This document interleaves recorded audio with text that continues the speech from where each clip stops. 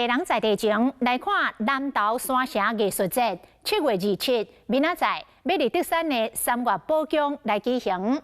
除了传承着传统的文化，嘛结合着市集、歌舞比赛、嘻哈音乐、甲画红插白艺术，要来展现着南投山城的活力。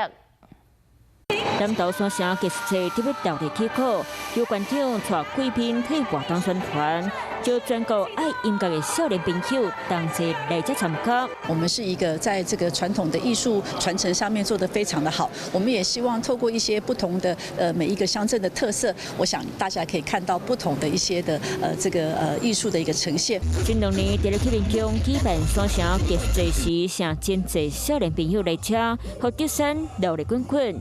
官府今年都伫边境会议要请更加厉害表演者来这斗热烈。我相信让我们所有的乡亲能够感受到在这个暑假呢，满满的一个艺术气息在我们南投县。迄间活动冒市集，另外官府到达台湾好行行销活动，欢迎民众来参加艺术节时，会当加坐大众交通工具。